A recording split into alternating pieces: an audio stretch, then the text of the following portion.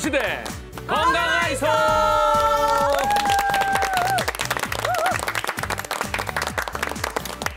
와, 요즘 뭐 더워도 너무 덥습니다. 맞아요. 폭염이에요.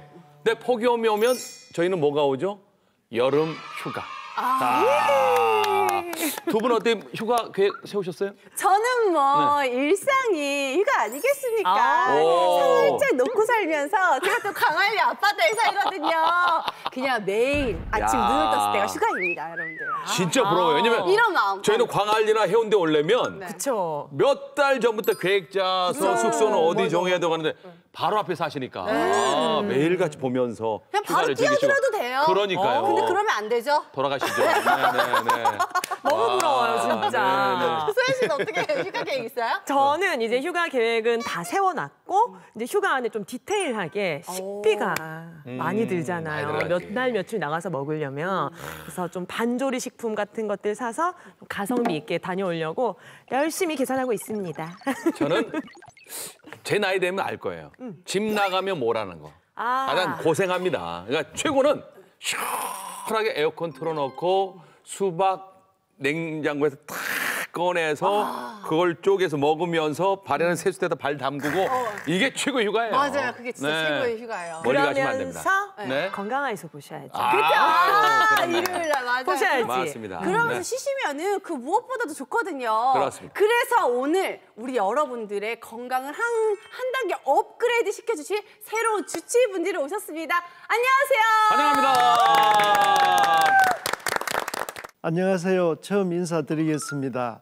여러분 스마트폰 많이 하시죠? 디지털 시대, 100세 시대에 더 재밌고 신나게 살려면 눈이 건강해야 합니다. 몸이 천냥이면 눈이 900냥이라고 했죠. 여러분의 눈 건강을 지켜드리는 안과 이성수입니다. 네, 반갑습니다. 환영합니다. 네, 안녕하세요. 이렇게 무더운 여름 몸 건강도 중요하지만은 여러분들의 마음 건강도 굉장히 중요합니다. 최근에 우울증 환자분들이 굉장히 많이 증가하고 있는데요. 긴 장마와 같은 우울증이 끝나고 맑은 하늘을 보실 수 있도록 여러분의 마음의 소리에 귀 기울이는 정신건강의학과 의사 김현수입니다. 반갑습니다. 반갑습니다. 네, 안녕하세요. 우리 어르신들 오랜만에 딸이나 아들들이 다 같이 여름 휴가를 맞아서 여행을 가자고 하는 경우가 많은데요. 그럴 때마다 가고 싶은 마음은 굴뚝 같지만 아유 무릎이 아파서 어떡하나 하시는 분들이 많은데요. 이런 분들의 무릎 고민 제가 다 날려드리겠습니다. 정형외과의 김태우입니다. 네, 반갑습니다. 안녕하세요. 여러분 혹시 아침에 눈 떴을 때 손마디가 뻣뻣하거나 아파서 주먹이 쥐어지지 않으실 때가 있으신가요? 네네. 네, 어쩌면 류마티스 관절염일 수도 있습니다. 오늘 이 시간을 통해서 류마티스 관절염에 대해서 자세히 알려드리겠습니다. 류마티스 내과 박지혜입니다. 네. 네, 안녕하세요. 오랜만에 와보니까 분위기가 엄청 이 무더운 여름에 맞게 열정적으로 많이 변해 있는 것 같습니다. 그래서 오늘 촬영에 임하는데 저도 더욱더 열정적으로 촬영에 임하도록 하겠고요. 시청자분들도 무더운 여름을 맞아 척추 건강을 더욱더 열정적으로 챙겼으면 좋겠습니다. 여러분의 척추 건강을 단디 챙겨드리는 신경외과 명민승입니다. 네, 감사합니다. 자, 이렇게 새로운 주치의 5분과 함께 멋지게 출발하겠습니다. 첫 순서 건강 FM 만나보시죠.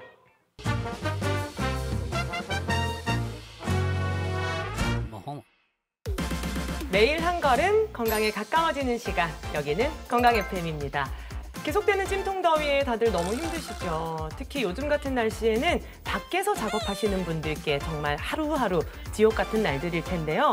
오늘 건강 FM 우체통에 시청자분의 사연이 도착했습니다. 제가 한번 읽어드릴게요. 안녕하세요. 저는 30대 택배 기사입니다. 작년 초겨울부터 이 일을 시작했는데요. 처음엔 적응하느라 정말 죽을 맛이었는데 반년 정도 하니까 제법 수월해지더라고요. 이제 좀 할만한데 싶었죠. 근데 그게 아니었습니다. 여름을 아직 안 겪어본 거죠. 요즘 같은 폭염 속에는 이리저리 뛰어다니다 보면 그야말로 지옥이 따로 없을 정도입니다. 뜨거운 프라이팬 위를 계속 걷는 기분이라고 할까요? 어제는 일하다가 갑자기 멍해지면서 그만 주저앉고 말았는데요. 그때 지나가던 분이 아이고 기사님 괜찮으세요? 더위 드셨나? 땀을 너무 많이 흘리네. 좀 쉬어야 할 텐데 괜찮겠어요? 하시더라고요. 맞아요. 하지만 남은 택배 물량 보면 쉴 수도 없어서 한숨이 절로 나옵니다. 물도 많이 마시면서 일하는데 저 이렇게 계속 일해도 괜찮은 걸까요?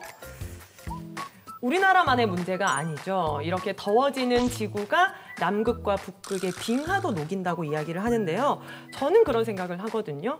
인간은 적응의 동물이니까 날씨가 더워져도 적응할 수 있지 않을까라는 생각이 드는데 어때요, 선생님? 인간은 몇 도까지 좀 이렇게 살 수 있을까요? 예, 한 연구에 의하면 인간이 생존할 수 있는 한계 습구 온도는 청년층의 경우 26도에서 34도에 해당하고요. 고령층의 경우에는 21도에서 34도에 해당한다는 보고가 있습니다. 여기서 습구 온도란 젖은 천으로 온도계를 감싼 것을 얘기하는데 습도까지 고려한 것을 의미합니다. 한계 습구 온도 34에서 35도 정도는 이해하기 쉽게 말씀드리면 바람 한 점 없는 날씨에 습도가 50% 정도인 지역에서 기온이 43도 정도일 때 습구 온도 35도와 비슷한 환경이 된다고 합니다. 여름에 좀 주의해야 할 온열 질환 어떤 것들이 있을까요? 네, 여름에 주의해야 될 온열 질환으로는 일사병과 열사병이 대표적이라고 할 수 있을 것 같습니다. 일사병은 땀을 지나치게 많이 흘려서 무기력한 경우에 해당할 것 같습니다. 의식은 있지만 체온이 37도에서 40도까지 올라가고 심장 박동이 빨라지면서 두통, 어지러움, 복통, 오한 등의 증상이 나타날 수가 있습니다. 흔히들 더위가 먹었다 하는 그런 증상을 우리가 얘기를 합니다. 휴식을 취하면 회복이 쉬운 일사병과 달리 열사병은 보온으로 인한 중추신경계 마비로 혼수 상태로 이어져 사망률이 30%에서 80%까지 이르는 치명적인 온열 질환입니다. 고열과 함께 얼굴이 창백해지고 구토 및 식은땀, 두통과 같은 증상을 동반하며 심하게는 의식불명까지 낼 수가 있습니다. 또 다른 온열 질환에는 어떤 게 있을까요? 네, 열탈진이 생길 수 있습니다. 과도한 발한, 창백한 피부, 근육 경련, 그리고 극심한 무기력감 등을 있으며 이때는 서늘한 곳에서 안정을 취하며 물과 전해질을 보충해 주는 것이 중요합니다. 증상이 1시간 이상 지속될 경우에는 병원을 찾아가 봐야 합니다. 더불어 땀을 과도하게 흘려서 염분과 같은 전해질 불균형이 발생할 경우에 열경련이 발생할 수가 있습니다. 이는 종아리나 허벅지, 어깨 등의 근육에서 경련이 발생할 수 있고 이때도 역시 서늘한 곳으로 빨리 이송하여 전해질과 수분을 보충해 주는 것이 중요합니다. 그리고 경련이 일어난 근육을 마사지해 주는 것이 좋습니다. 근데 이렇게 같은 공간에 같은 온도에 있어도요, 선생님, 어떤 사람은 좀 유독 더워하고 이런 사람들이 있단 말이죠. 좀 의학적인 관점으로 봤을 때 특징이 되는 게 있나요? 최근 들어 더위를 많이 타게 되었다면 첫 번째로 갑상선 호르몬이 많이 분비되는 갑상선 기능 항진증을 생각해 볼 수가 있습니다. 이는 대사 속도가 지나치게 왕성해지고 에너지 소모가 증가해서 더위에 민감해지고 땀이 많이 나게 되죠. 두 번째로는 폐경으로 인한 에스트로겐이 감소하게 되면 시상하부에 있는 체온 조절 중추에 영향을 끼쳐 얼굴 쪽으로 열이 많이 올라오고 더위가 심하게 느껴질 수 있다 합니다. 세 번째, 비만할 경우에도 상대적으로 더위를 많이 탈 수가 있겠죠.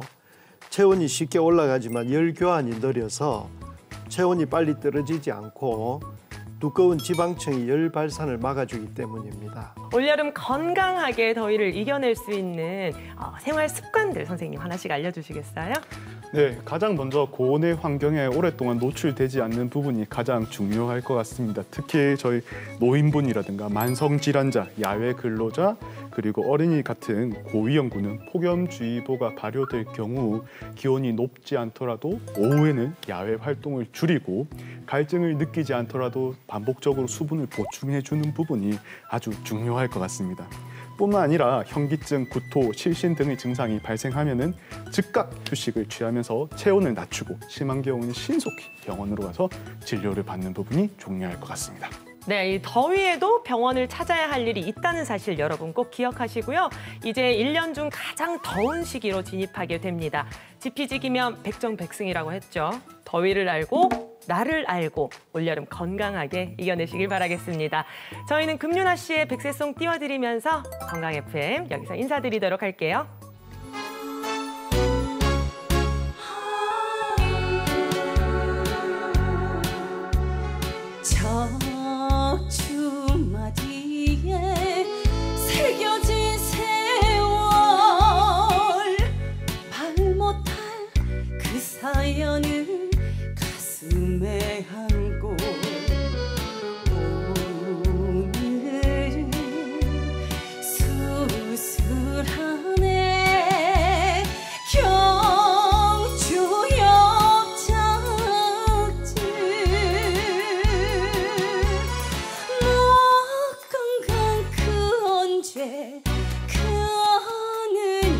날에 드디어 나에게 찾아오셨다.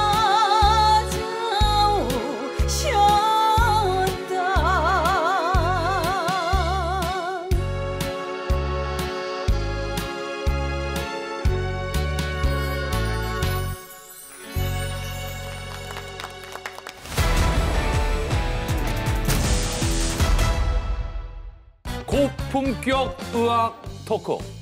여기는 닥터 설전 배동성입니다. 저하고 뜨거운 의학 논쟁을 펼쳐줄 닥터 나와주셨습니다. 안녕하십니까? 안녕하세요. 류마티스내과 박지희입니다. 류마티스 내과. 네. 류마티스에 대해서 정말 많이 들었습니다. 네. 류마티스, 관절염, 류마티스. 근데 모르겠어요. 어렵습니다. 무슨 뜻입니까? 네, 류마티스의 류마는 고대 그리스어로 흐른다는 뜻입니다. 흐른다. 네, 그래서 네.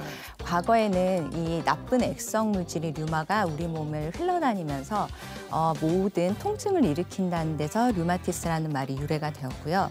현재는 그 관절의 통증을 일으키는 모든 자가 면역 질환을 총칭하는 뜻으로 이렇게 쓰이고 있습니다. 그렇다면 네.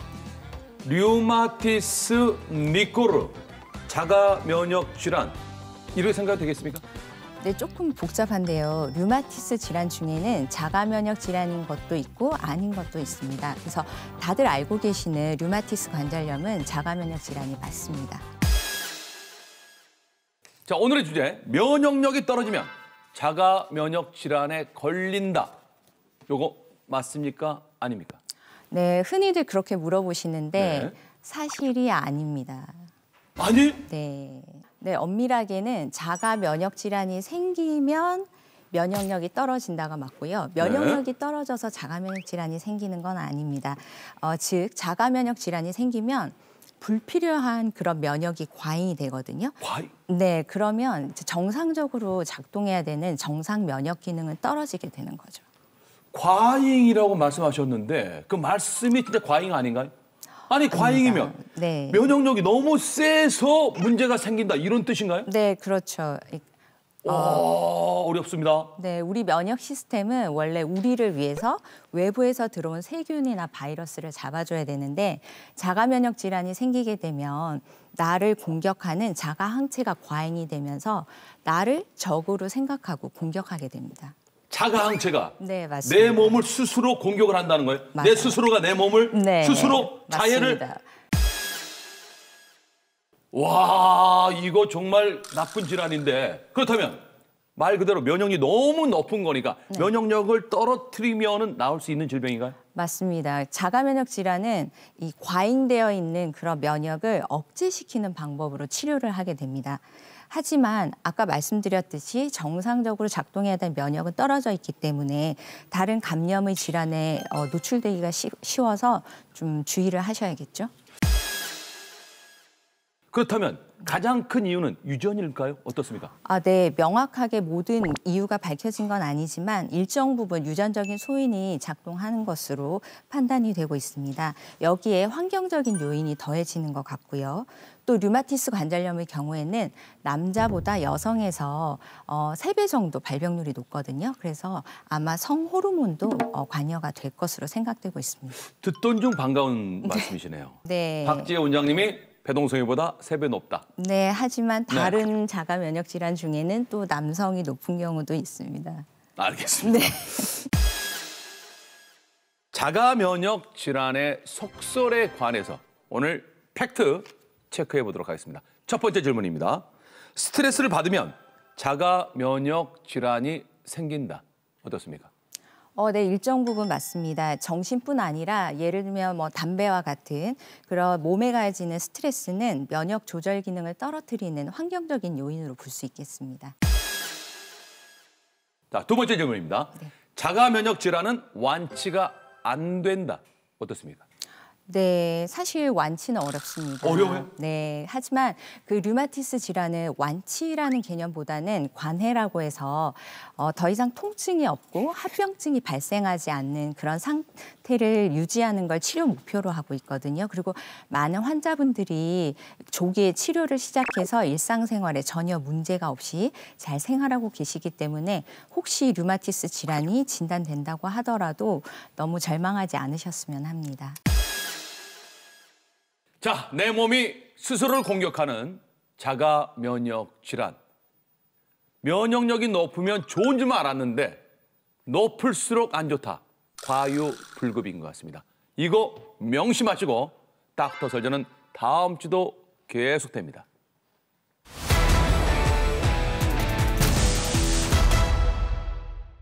오늘의 토크 주제는 목에도 협착증이 생긴다고? 경추 협착증. 자, 오늘의 주치 명민승 원장님 모시고 얘기 나눠보겠습니다. 어서 오세요.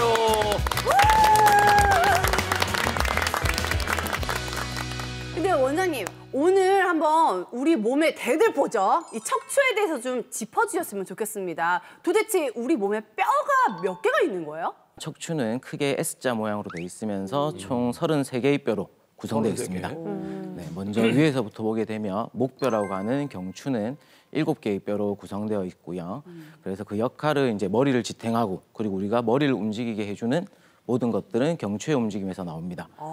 그리고 다음으로는 등뼈라고 하는 흉추가 있겠는데 흉추는 12개의 뼈로 구성되어 있고요. 그 12개의 뼈들은 각각 갈비뼈와 붙어 있어서 이제 우리 흉곽, 가슴 부위를 보호해주는 역할을 합니다. 그리고 그 다음으로는 이제 5개의 뼈로 구성되어 있는 허리뼈, 요추가 있는데요. 요추 같은 경우에는 이제 우리 몸의 전반적인 하중을 지탱해주고 그리고 안전하게 우리가 활동할 수 있도록 균형을 잡아주는 역할을 합니다. 그리고 이제 나머지 뼈들은 이제 엉덩뼈라고 하는 천추와 그리고 꼬리뼈라고 하는 미추가 있는데요. 그 천추 같은 경우에는 원래는 태어날 때 5개의 뼈로 구성되어 있고 꼬리뼈 같은 경우에는 4개의 뼈로 구성되어 있습니다. 하지만 성인이 되면서 뼈들의 유합이 일어나면서 천추도 1개, 꼬리뼈도 1개 이렇게 변하게 되고요. 이 부분들은 이제 그 골반과 붙어서 안정성을 제공해주면서 이제 하복부의 장기들을 보호해주는 역할을 하게 됩니다. 척추에만 해도 질환이 되게 많았단 말이죠. 목뼈, 경추에는 어떤 질환들이 있나요? 네, 목뼈 질환으로 가장 대표적인 게 환자분들이 제일 많이 하는 거죠. 항상 이러잖아요. 목 디스크. 디스크. 네. 뭐 사고만 목이야. 나도 다 디스크 막 이러면서 내리시고 하는데 그런 것처럼 이제 경추 추간판, 디스크라고 하는 걸 추간판이라고 하거든요. 추간판. 그 부위에 손상이 생기면서 통증이 유발되는 목 디스크 질환이 있겠고요. 그리고 이제 보통 사고나 아니면 스포츠 손상이나 이런 걸로 인해서 목 주변의 인대나 근육에 염증이 생기는 질환은 경추염자. 경추염자라고 하고 목뼈가 일자 형태로 변하면서 머리가 몸보다 앞으로 나오는 뭐 일자목 증후군, 거북목 증후군, 경추척수라고 하는 부분이 있거든요. 그 가운데 있는 신경이 손상되면서 마비 증상이라든지 신경학적 증상들이 나타나는 경추척수증이라는 질환도 있고 경추 뒤쪽에 있는 뼈 부위에 손상이 생기면서 발생하는 후관절 증후군이라는 병도 있고 오늘의 주제인 경추협착증 같은 병도 있습니다. 오늘 뭐 지금 뭐 경추 들어가는데 너무 어려워요 지금. 공부해야 돼요. 하나하나 오늘 제대로 정신 차리고 공부해야 됩니다. 네네네. 자, 그렇다면 첫 번째 질문 드리는데요. 경추염자 아까 뭐 스포츠 하다가 뭐 사고 나서 한다는데 경추염자에 대해서 더 공부하고 싶어요. 선생님. 네.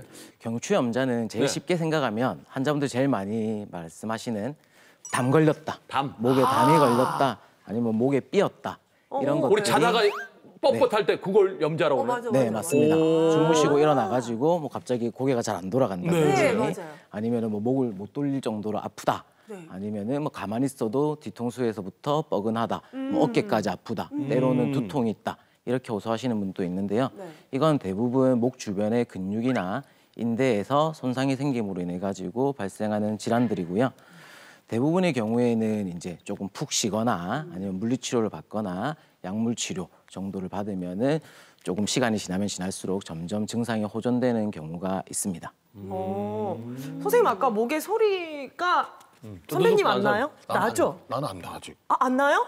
괜찮아. 기분상 좀 나는 나 것 아직 같아요. 젊어요. 아직. 근데 이게 병원에 가야 될 정도면 이거 잘못됐다라는 느낌이 오는 정도로 소리가 난다는 거죠? 보통은 대부분의 사람들은 목을 조금씩 돌린다고 해가지고 크게 소리가 안 들리는 게 정상입니다. 관절 유연성이 있기 때문에 저희 손가락 이렇게 움직인다고 해서 소리가 나지는 않잖아요.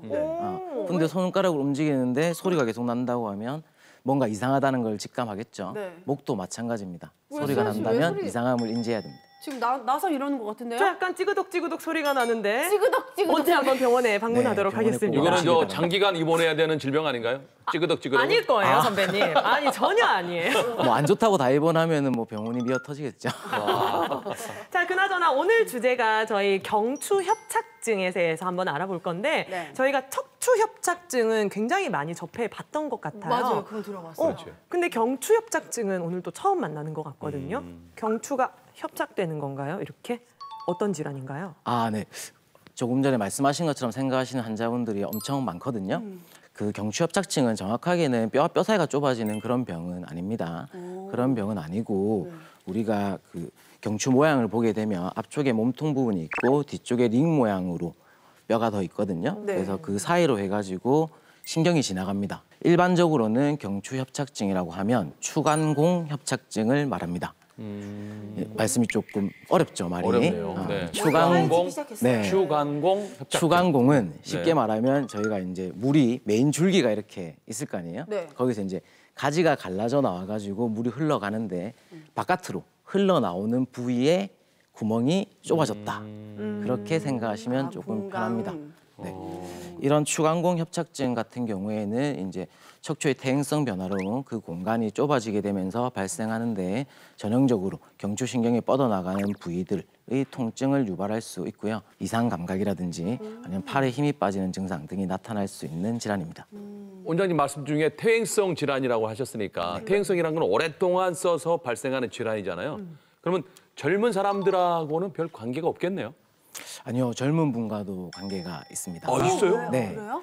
기간이 중요한 게 아닙니다. 오. 저희가 예를 들어서 신발을 샀어요. 네. 그래서 두 컬레를 놓고 신발을 신는데 한 신발은 우리가 매일 신으면서 자갈길 같은 데를 막 다닙니다. 한 신발은 일주일에 한 번 신는데 실내에서만 걸어 다닙니다. 그러면은 똑같이 예를 들어 뭐 한 달이 지나갔을 때 네. 당연히 실내에서 신은 신발은 거의 안 달았을 거예요. 그렇겠죠. 밖에서 신은 신발은 엄청 많이 달았겠죠. 네. 그것처럼 퇴행성이라는 거는 많이 써서 손상을 가해졌다는 말이지 기간이 중요한 게 아니기 때문에 충분히 젊은 층에서도 생길 수 있고요. 특히나 요즘 같은 경우에는 스마트폰을 엄청 많이 보죠. 그리고 컴퓨터 작업하시는 분들도 엄청 종일 들고 많죠. 다니죠. 네. 그리고 운전도 많이 하시죠. 네. 그러다 보니까 목 자세가 좋을 수가 없습니다. 지금 괜히 이렇게 어깨가 쫙 펴지는 것 같아요. S자 만들어야 네, 되니까. 그러니까요. 원장님 말씀 듣고 보니까 제가 이 경추 협착증이 어느 부위인지는 알겠어요. 근데 이게 구체적으로 어떤 증상이나 뭐 통증 같은 게 나타나는지 좀 설명 좀 해주세요. 그 신경이 담당하는 부위가 어딘지에 따라서 조금씩 차이가 날 수 있지만 뭐 목 주변부터 어깨까지가 좀 아픈 것 같다. 그다음에 팔까지 내려온다. 손이 저린다. 날개뼈 부위, 등이 아프다. 뭐 심할 때는 앞가슴 부위가 아프다. 이런 분들도 있고 뭐 두통이 심하게 있다.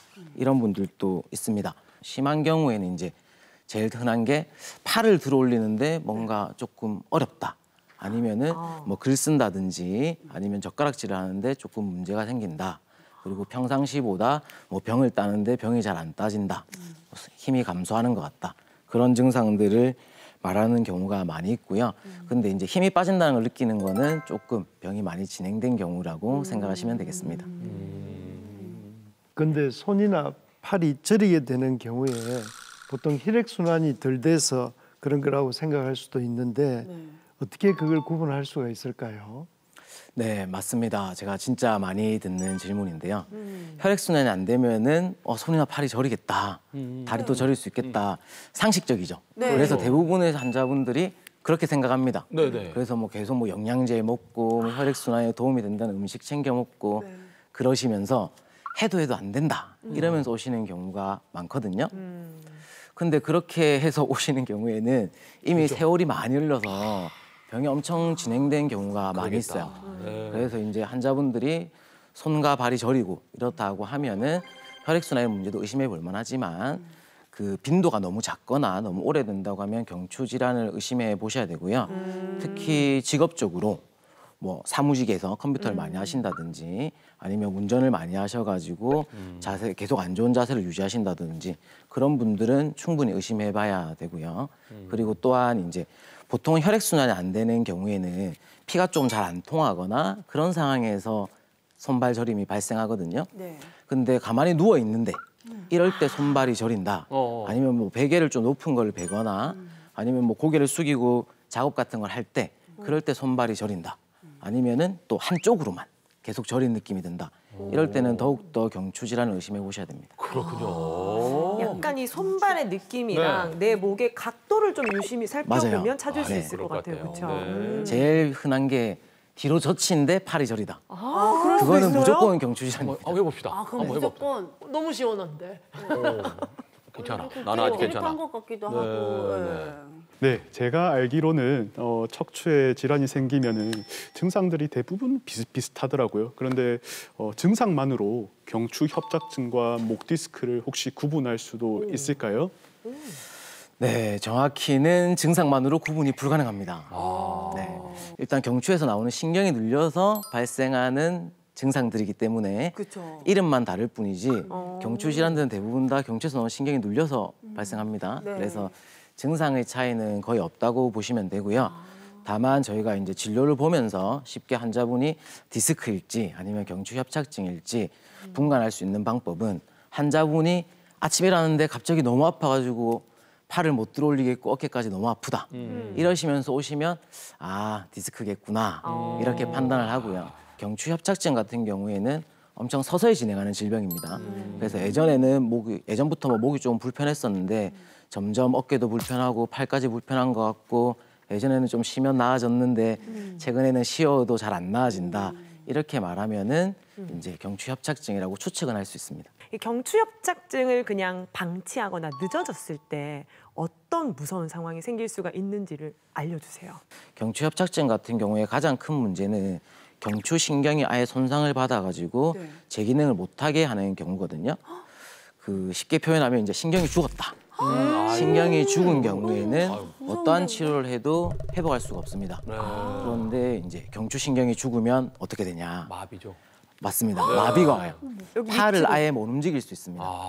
못 써요? 네, 팔을 아예 못 쓸 수 있거든요. 팔을 들거나 이런 게 안 되고 손가락 움직임이나 이런 게 제한이 될 수 있는데 너무 심해지면 저희 그 전선 같은 게 계속 눌려져 있다가 끊어져 버리잖아요. 네. 그럼 그거 다시 잊기가 쉽지 않죠. 전선을 네. 바꿔줘야 되는데 아직까지 기술로는 사람의 신경을 바꾸는 기술은 없습니다. 아직까지는. 네, 그리고 끊어진 신경을 잊는다는 것도 매우 어렵고 잊는다고 해도 제 기능을 못하기 경우가 대부분이기 때문에 그 정도까지 방치하게 되면 제가 아무리 치료를 해도 통증이나 이런 거는 줄일 수 있겠지만 마비된 신경을 돌릴 수는 없습니다. 모든 병은 늦기 전에 치료받고 여러분 병원을 찾으셔야 됩니다. 자, 경추 협착증으로 병원을 찾은 분이 있어서 제가 따라가 봤습니다. 화면으로 만나보시죠. 경남 김해. 아이 키우랴 살림하랴 20년 넘게 팔과 어깨 통증에 시달리고 있는 백덕순 씨를 만났습니다. 많이 땡기는 거는 이쪽이 진짜 많이 땡기고 아프고 하다 보면 여기도 밤에 많이 아파요. 밤에 조금 욱신욱신 해가지고 잠을 지속적으로 못 잡니다. 자다가 깨고 이렇게 누웠다가 또 불편하면 또 이렇게 누워야 되고. 안 될 수 있기 때문에 우리가 이제 내시경을 이용해가지고 이 정도가 조금 문제가 있는 것 같고 여기도 조금 문제가 있어 보이거든요. 네. 경추의 척추관이 좁아져 팔로 내려가는 말초신경이 압박된 상태였습니다. 이제 어머니는 통증뿐만 아니라 지금 힘 빠지는 느낌 그게 제일 중요한 건데 힘 빠지는 느낌은 이제 신경이 점점 상해간다 그런 신호로 보시면 되고 너무 많이 상하게 되면은 회복이 안 될 수 있거든요. 그렇기 때문에 지금 좀 빠르게 치료가 필요한 거고 그것 때문에 이제 제가 수술적인 치료를 결정하게 된 겁니다. 양방향 내시경을 이용한 수술을 시작하는데요. 목에는 중추신경이 지나가기 때문에 더욱 각별한 주의가 필요합니다. 허리는 그래도 이제 조금 목보단 덜 위험하죠. 그러니까 이제 뭐 오픈을 하든 내시경을 하든 어느 정도는 결과가 비슷하게 다 보장이 될 수 있는데 목 같은 경우는 엄청 작고 더 섬세하잖아요. 그러니까 조금의 차이가 훨씬 더 많은 결과의 차이를 유발할 수 있거든요. 그러니까 내시경이 생기고 난 다음에는 훨씬 더 간단한 편안한 마음으로 수술도 할 수 있고 받는 환자분 입장에서도 예전에 비하면 위험성이 훨씬 많이 줄어들어요. 너무 좋네. 지금 이거 손 저린 거 다 없어지고 네. 뭐 어떻게 이렇게 좀 무거웠던 게 한 짐 뚝 떨어진 것 같네요. 떨어진 것 같고. 네. 일단 뭐 양쪽이랑 힘 거의 비슷하거든요. 네. 뭐 지는 힘은 오른쪽이랑 왼쪽이랑 비교는 안 해봤지만 오른쪽도 뭐 제가 봤을 때 이전에 비해서는 훨씬 나아진 것 같거든요. 그래서 증상 자체는 어머니 다 좋아지고 있는 것 같고 이게 천만다행이에요. 이 부위가 우리 수술한 부위거든요. 네. 보시면 어머니 수술하는 왼쪽 부위는 신경이 이 정도인데 네. 오른쪽은 지금 길이 이만큼 나 있어요. 네. 더 뭐 8차선 대로처럼 엄청나게 지금 나 있거든요. 점으로 보일 만큼 좁은 척추관을 넓혀줘 신경의 압박을 풀어줬습니다. 수술 후에도 관리가 필요한데요. 수술 부위가 완전히 아물 때까지는 3주 정도 보조기를 착용하고 안정을 취해야 합니다. 예전에는 이제 이런 거 하려고 하면은 앞쪽에서 들어가서 디스크 다 제거하고 핀으로 고정하고 했어야 됐기 때문에 이제 회복하는데도 오래 걸리고요. 일단 기본적으로 2-3주 정도 입원 자체를 2-3주 정도 해야 되고 회복하는데 거의 3개월 정도 어머니 지금 목에 차고 계신 불편한 보조기를 3개월 정도 차야 되거든요. 그러니까 많이 힘드셨겠죠. 그리고 그 이후에도 이제 뭐 목 돌아가거나 숙이거나 이런 데 좀 불편함도 있으셨을 건데 이렇게 이제 내시경으로 우리 뒤에서 하다 보니까 지금 어머니 보조기를 2-3주만 차시면 돼요. 보조기를 2-3주만 차시면 되고 태우는 어머니 지금 지금 가지고 계신 이 핏주머니 있잖아요. 네네. 이 피 나오는 것만 줄어들면 언제든지 태어날 수 있거든요.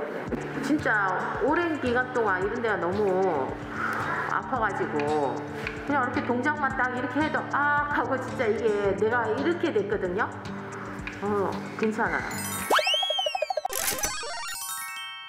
원장님 아무래도 이 척추 문제다 보니까 굉장히 중요한 부분이잖아요. 그렇죠. 그래서 조금 두려워하시는 분들도 많이 계실 거고 걱정을 많이들 하실 것 같아요. 이 경추협착증 이거 치료는 그러면 어떻게 해주시나요? 우리가 병을 치료할 때는 어떤 부분에 의해 가지고 문제가 생긴 거고 그걸 어떻게 풀어나갈지가 가장 중요한 부분입니다. 네. 그래서 경추협착증 환자들이 오시면은 기본적으로 MRI를 찍어봐야 돼요. 그 추간공의 협착이 경미한 경우에는 보통은 뭐 약물 치료를 한다든지 물리치료, 도수치료를 통한 자세 교정만으로도 충분히 좋아질 수 있습니다. 그런데 이제 증상 자체는 심하지만 MRI에서 경미해 보이면 저희가 보통은 신경차단술이라는 주사 치료를 통해서 통증을 줄이면서 그런 자세 교정을 병행하게 되고요. 그런데 그것보다 좀 더 진행했다. 그래서 그 추간공이 조금 많이 좁아져 있다. 그런 경우에는 디스크 성분이 강한 경우에는 디스크 쪽으로 해서 그 수액 성형술, 디스크 성형술이라고 하는 간단한 시술이 있습니다. 그런 걸 통해 가지고 공간을 조금 넓혀줘서 좋아지게 하는 경우가 많이 있고요. 근데 그것보다 심하다. 후관절도 너무 두껍고 그 디스크도 너무 많이 팽윤되면서 그 추간공을 좁히고 있다. 그런 경우에는 어쩔 수 없이 수술적 치료를 하게 되는데요. 수술적 치료도 예전처럼 뭐 쭉 찢어서 하고 이런 큰 수술이 아니라 그 구멍만 조금 뚫어가지고 하는 내시경 추간공 확장술과 같은 수술을 하게 됩니다. 그래도 선생님 수술은 웬만하면 안 하고 싶거든요. 그런데 어쩔 수 없이 수술을 꼭 해야 되는 경우가 있을 거란 말이죠. 어떤 분들일까요? 네, 수술은 웬만하면 안 하는 게 좋죠. 저도 안 하고 낫게 해드리면 제 몸도 편하고 환자분 또 만족해 하시고 더 할 나위 없이 좋습니다. 근데 이제 수술을 우리가 그 필수 불가결하게 무조건 해야 되는 경우들이 있어요. 근데 그 중에서도 제일 중요한 거는 이제 현저하게 마비 증상이 있을 때 저희가 아예 팔이 안 움직이는 거랑 요 정도 올라오는 거랑 이 정도 올라오는 거랑 수술 결과가 완전히 다릅니다. 아예 이렇게 되신 분들은 수술해가지고 뭐 완전히 정상으로 쓰게 하는 거는 거의 불가능에 가까워요. 뭐 재활 치료를 하고 이러면은 뭐 이 정도까지 된다든지 뭐 이 정도까지 올라온다든지 그런 거는 가능하겠지만 완전히 정상이 되는 거는 불가능하기 때문에 조금이라도 힘이 떨어진 게 환자분도 느껴지고 제가 평가했을 때도 느껴진다고 하면 그런 경우에는 최대한 빨리 수술적 치료를 하는 게 좋고요. 그리고 당연히 앞서 말했던 뭐 주사 치료, 도수 치료, 시술 이런 거 다 했는데도 계속 아프다. 그러면 눈으로 직접 봐야죠. 그런 경우에는 수술을 할 수밖에 없고요. 그리고 간혹 가다가 이제 환자분이 너무 심한 통증을 호소하시는 경우, 자기는 며칠째 잠을 못 잤다, 너무 아파서. 그런 경우에는 빠르게 통증을 회복시켜주는 게 환자분의 삶의 질을 올릴 수 있기 때문에 그런 경우에도 처음부터 수술적 치료를 고려하긴 합니다. 그러군요. 환자 입장에서 그러면 수술은 어떻게 하는지 좀 궁금하거든요. 요즘에는 이제 목 뒤에 조그마한 구멍을 2개 정도 뚫어요. 그리고 내시경 카메라를 집어넣거든요. 상처도 많이 안 나겠네요. 네, 보통은 한 0.7cm 정도 되는 상처 2개 정도 생기고요. 그걸 통해서 내시경을 집어넣게 되고 화면을 보면서 추간공을 좁게 만들고 있는 부분들을 제거해 줍니다. 그러고 나서 수술이 끝나기 때문에 실제 수술 시간은 한 부위만 하게 된다고 하면 30분 정도 끝나게 되고 그 다음 날부터 바로 목 보조기만 차고 있으면 움직이고 뭐 다 하실 수 있습니다. 저 질문 있습니다. 요즘에 이제 수술이 예전보다 훨씬 더 간단하고 수월해졌는데도요. 환자분들 입장에서는 수술을 앞두고 있는 상황에서 아주 긴장이 되고 일상생활 언제부터 가능하냐고 저한테도 많이 물어보시거든요. 경추 쪽에 수술하시고 나면 그때는 어떻게 되는지 궁금하네요. 움직이는 건 크게 상관이 없어요. 그런데 이제 수술하고 관리가 중요하기 때문에 적어도 3, 4일 정도는 병원에는 입원을 하셔야 됩니다. 근데 그 이후에는 퇴원을 하셔도 되기 때문에 퇴원하시면 뭐 돌아다니고 뭐 생활하는 건 가능하니까 그게 일상생활이 가능하다고 볼 수도 있겠죠. 근데 수술 부위에 물이 닿는 거는 적어도 10일 정도는 있어야 됩니다. 보조기는 3주 정도는 착용하셔야 되거든요. 3주 정도. 그런 기준에서는 이제 3주 정도가 일상생활로의 복귀 기간이라고 생각하시면 되겠고 그 이후에는 이제 누가 봐도 수술한 지 표가 안 납니다. 표시가 안 나기 때문에 3주 이후부터는 뭐 일상적인 생활 다 하시고 운동도 하시고 모든 생활을 다 하셔도 됩니다. 아유, 다행이네요. 진짜 수술 네. 이후에 대해서 이렇게 상세하게 알려준 선생님이 처음이라 수술하고 싶어졌어요. 소리 난 게 바로 소리 난 김에? 병원장님 찾아가야 되겠네. 네. 수술에 대한 그 두려움은 전혀 없어도 되는 거네요, 그죠? 네. 그렇죠. 수술에 대해서 이제 크게 걱정하실 필요가 없는 게 쉽게 말하면 예전에 이제 터널 공사 이런 거 하잖아요. 네. 그럼 예전에는 터널 공사하다가 사람들이 다 하니까 부상을 입는다든지 뭐 심지어는 돌아가신다든지 이런 일들이 엄청 많았잖아요. 네. 근데 요즘에는 터널 공사하면서 정말 어쩌다가 큰 사고가 나고 이래야지 문제가 생기는 거지 대부분 안전하게 작업이 되잖아요. 그렇죠, 요즘에 사고 네. 없어요. 그것처럼 의학 기술들, 진짜 수술 방법들도 엄청 진보를 많이 겪어가지고요. 요즘에는 뭐 수술하면서 문제가 되거나 이런 경우가 제 기준에서는 저는 한 번도 본 적이 없습니다. 신뢰도 상승.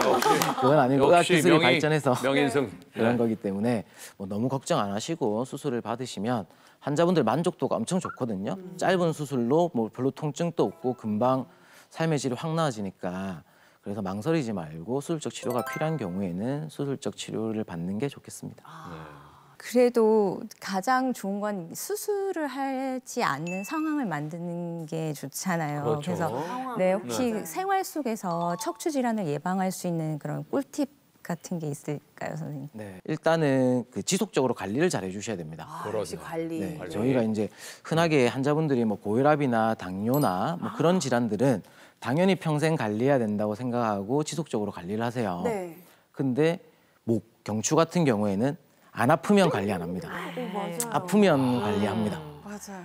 특히나 이제 경추 같은 경우에는 등 운동을 많이 해주시는 게 좋습니다. 등 운동이요? 네. 등 쪽에 있는 근육이 목 쪽으로 쭉 연결이 돼 있기 때문에 등 운동을 많이 하면 머리가 뒤쪽으로 빠지면서 C자형 커브를 유지하기 편하게 되거든요. 그래서 보통은 이제 견갑 쪽으로 해서 등 운동을 많이 해주시라고 말씀드리고요.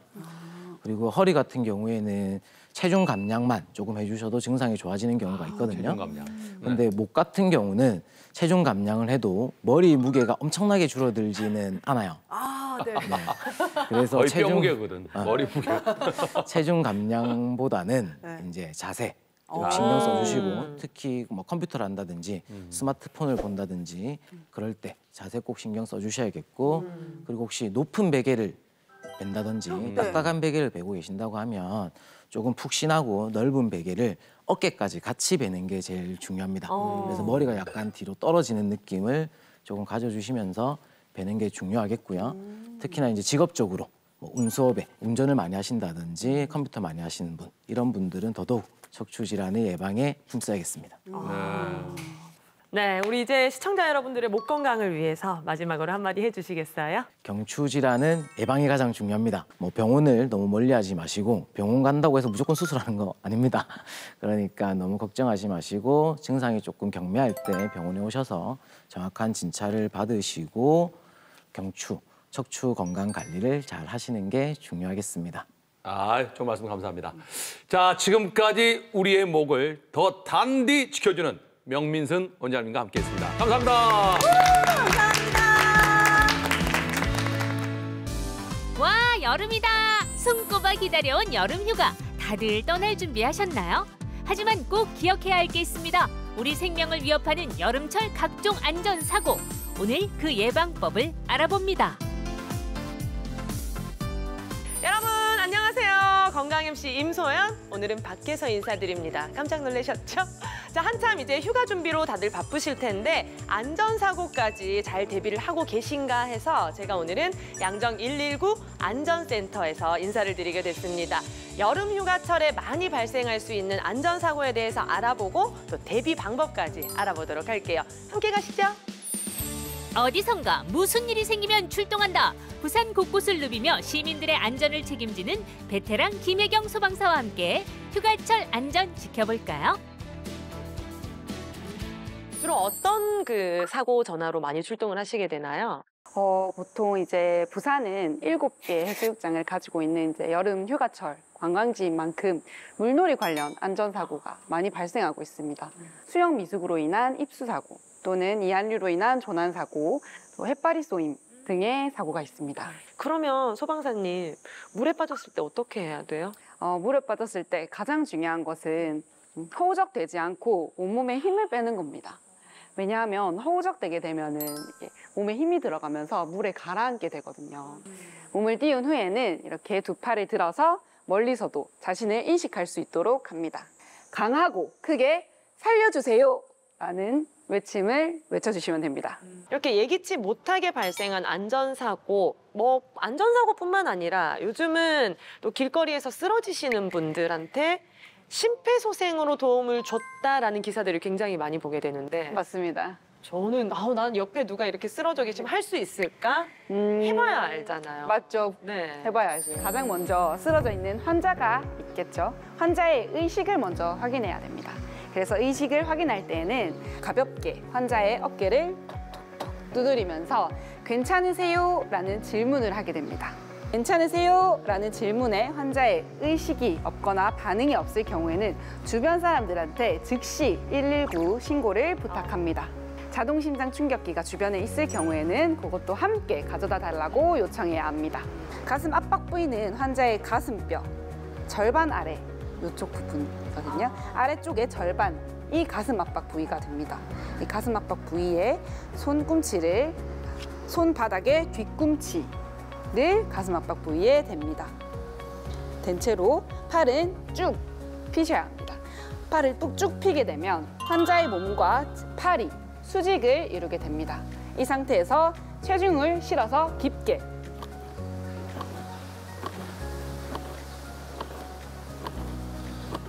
이렇게 가슴 압박을 하게 됩니다.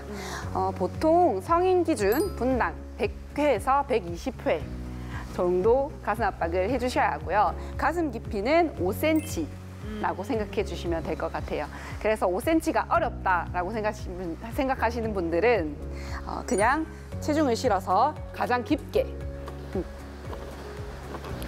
압박해 주시면 됩니다.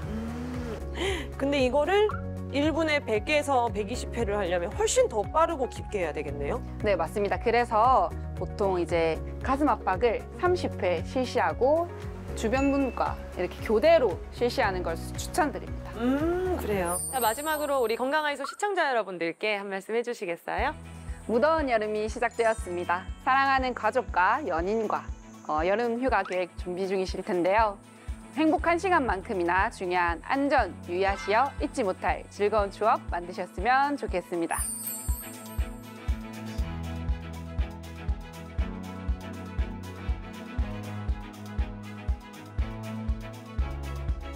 건강 안전.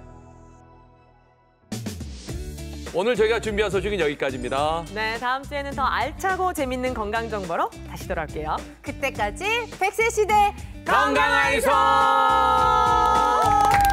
수고하셨습니다.